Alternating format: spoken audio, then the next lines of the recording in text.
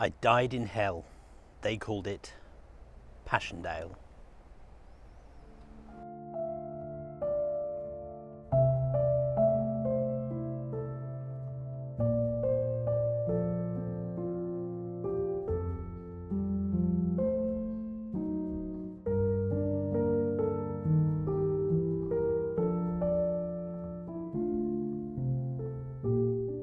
The Battle of Passchendaele formed part of the Third Battle of Ypres in 1917. Often the Third Battle of Ypres is just described as Passchendaele or named the Battle of Passchendaele. It was the push towards the ridges that surrounded Ypres. And over here towards Passchendaele was one of the final ridges that had to be captured in order for the Allies to push forwards. Today we're going to walk some of the battlefield of Passchendaele. We're going to take a look at a couple of the sites and point out a couple of things along the way. So right now we are stood just slightly west of Passchendaele. Passchendaele is up there ahead of us on the ridge, and we're going to get to that in just a minute. Ypres is kind of over in this sort of direction. And along this way, along this ridge and up, sloping up towards the high ground of Passchendaele is where the Allies had to push through, and most specifically the Canadians attacked directly through this area in the latter parts of the Battle of Passchendaele. Now, this time of year, the ground here is very wet and sodden. There was what I would describe as moderate rainfall overnight, and you already start to get an idea of the ground here, and perhaps more specifically the mud. But we're going to come back to the mud in just a little bit.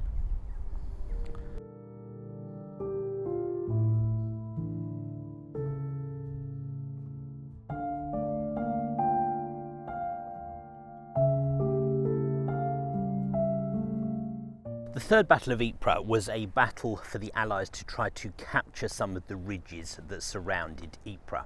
Ypres itself sits in low ground, surrounded by high ground, a lot of which the Germans held, and that was a problem. It meant that the Germans were able to put artillery fire down into large sections of Ypres, and in fact by the end of the war Ypres itself was almost completely destroyed. In order for the Allies to have any success here, they had to capture the high ground, and Passchendaele was the last ridge that needed to be captured. The battle itself was about trying to push out and capture the ridges to the south and to the east of Ypres.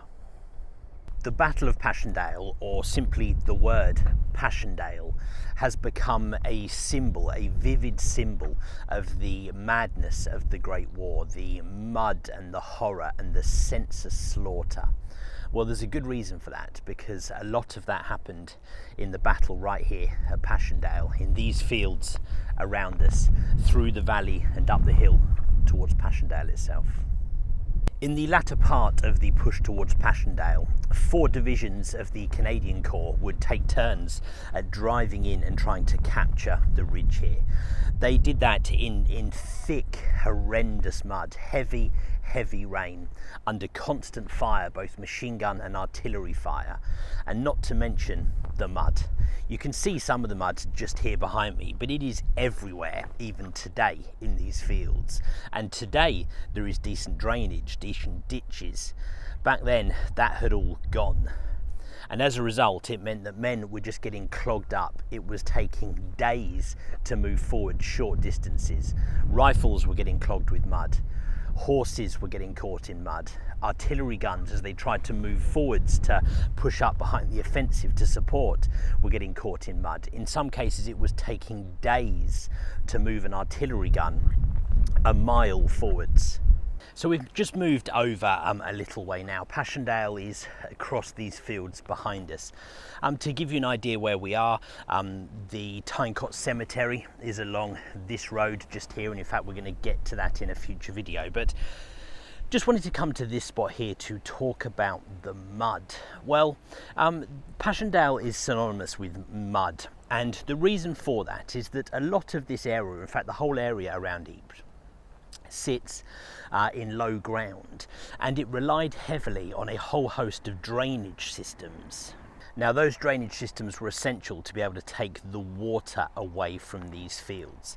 Without it, the entire area just became waterlogged. Now the problem was in the war, and especially in 1917, the artillery fire that came down on this area had just totally destroyed all of those waterways. That meant that there was just no drainage at all, and any water that did come into this area just flooded the entire battlefield.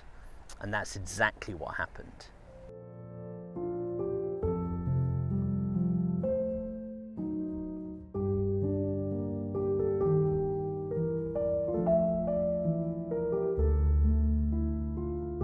I've just come to this area here because it gives us a chance to take a look at exactly what I mean.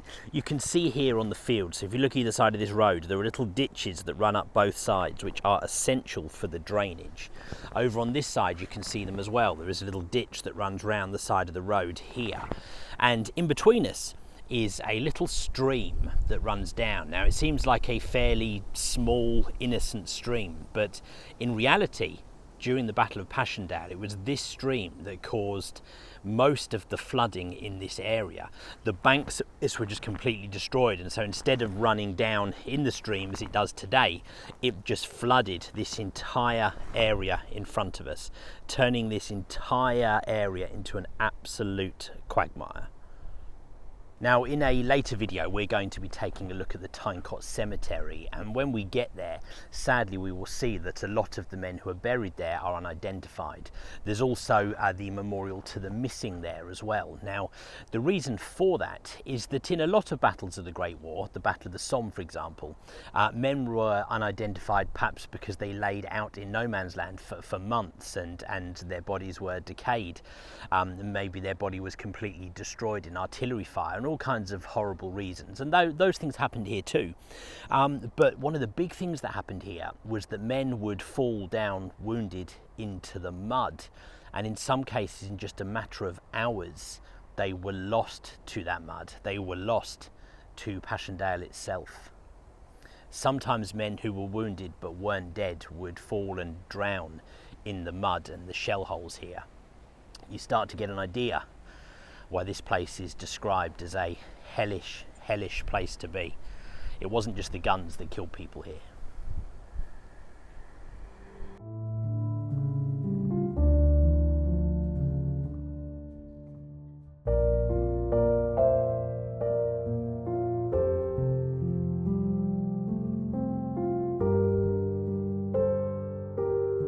So we've just come up a little further now, and we are currently on a road that is actually now called Canada Lane. Well, this is the area where the Canadians moved through on the final push to capture Passchendaele Ridge. They would have moved through on both sides of us here across this ground, and this in particular would have been the part that just would have been an absolute quagmire. Men who fell wounded here would be lucky to survive. Stretcher bearers would have to literally crawl to get to them. Trenches were destroyed. Instead, men had to huddle one or two at a time into shell holes. The shell holes often waist deep with water. This is the area that would be described as hell when you're talking about Passchendaele. You can see today, both sides of the roads behind me, the ditches that make this area usable today. Farmers farm this land now because of the drainage that is here, the drainage that just wasn't here at the time and had been completely destroyed. So to give you an idea, we're kind of looking sort of north in this direction across the fields and what would have been the battlefields of Passchendaele, both sides of us here. Passchendaele is off up in this direction where we're going in just a minute.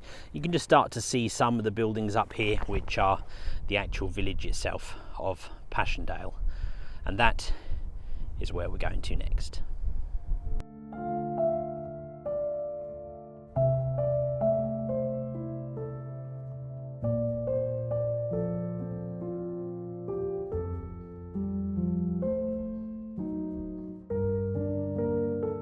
So we've just moved up to a spot now that is just by the Canadian Memorial at Crest Farm.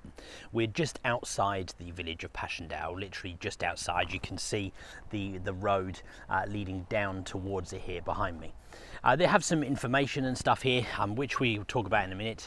But first of all, let's go and check out the Canadian Memorial at Crest Farm, just here behind us.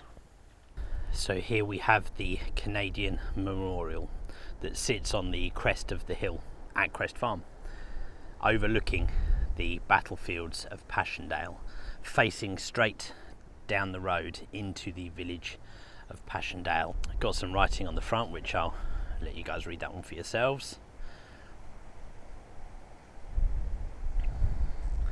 And then we have some other writing down the front. Oh, this goes around it. This says, "Honour to Canadians who on the fields of Flanders and of France fought in the cause of the Allies with sacrifice and devotion."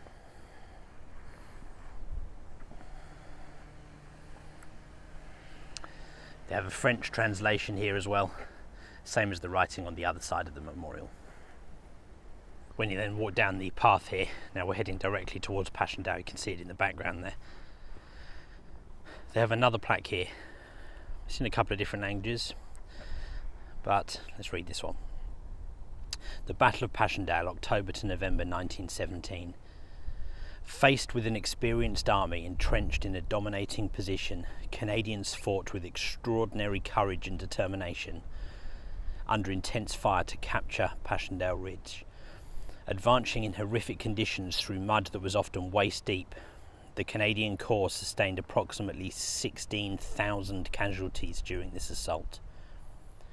An immense cost that testifies to the nearly impossible objective set by the British High Command.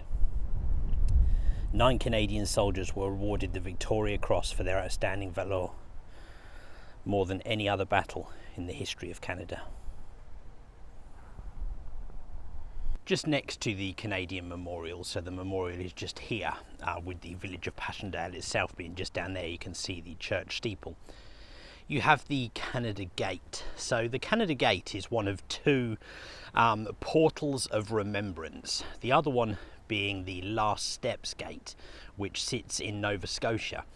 It marks where thousands of men, in fact more than 350,000 Canadians, took their last steps on Canadian soil before boarding ships in Nova Scotia. The second one is here, the Canada Gate, because this point here, moving towards Passchendaele, marks the point where thousands of Canadian men took their final steps before they were killed in the assault on Passchendaele Ridge. So we've just come back down to the Canada Gate now, and you can see on the side of it they have some detail and some maps specifically of the assault here. So Passchendaele itself is over here, and you can see the actual assault was much wider than just the village of Passchendaele, moving up here onto the final objective.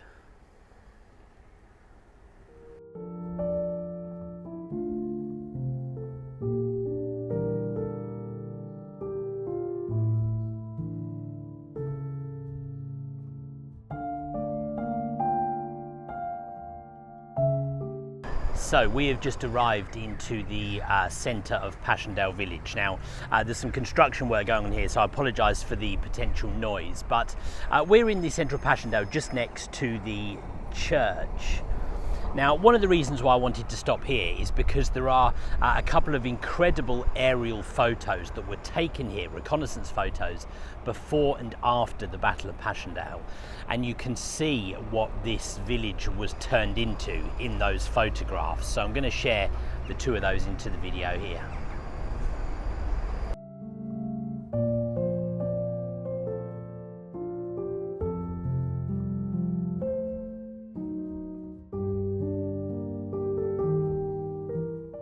So here we are in Passchendaele. We've got the church just in front of us. Now, the Passchendaele village wasn't the final objective here, it was the ridge just behind it.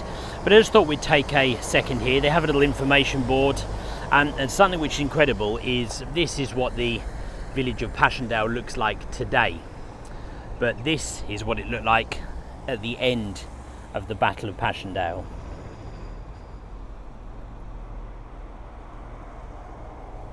Nothing but a muddy quagmire. So this is the church in the centre of Passchendaele, and I just want us, if we can, to take a quick look inside, because there's something interesting in here that a lot of people don't realise is here. So here we are in the church in Passchendaele that was completely destroyed in the battle, but was rebuilt, and it's been rebuilt to almost the same size and shape and everything as the original. But we're just going to head down into the front left-hand corner. So when you come into the church here in Passchendaele, down in the front left-hand corner, you have this series of stained glass windows. I don't know how those are going to show up on this camera here, but I'll get some B-roll into the video so you can see them. This is actually a memorial to the 66th East Lancashire Division. A lot of people have no idea this is in here. In fact, I didn't know this was in here. I need to thank Paul Reed's Old Frontline podcast for sharing this piece of information with me. This is a memorial to men who fought in the Third Battle of Ypres. 66th East Lancashire Division Memorial here in Passchendaele Church.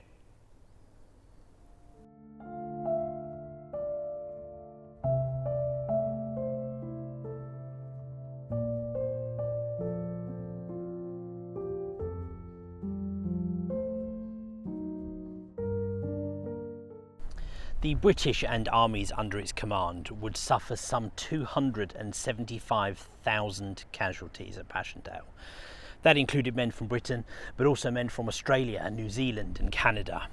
In the end, the point of it all was unclear. In early 1918, the ground that had been gained was evacuated in preparation for the German spring offensive moving through that area. After the war, Passchendaele would go on to mark a symbol of the sheer futility of war. The idea that some of the senior leaders here had put little value on the lives of the men who fought here, many of whom would never go home from this land. They were claimed by the Battle of Passchendaele. Families across Britain, Australia, New Zealand and Canada have relatives who fought here. My great-grandfather actually was in the Battle of Passchendaele and was wounded but survived the war. For many families that wasn't the case. In our next video we're going to take a look at the Tynecott Cemetery to share some of the stories of the men who did not survive the war here. Hope you guys enjoyed this video. Thanks for watching.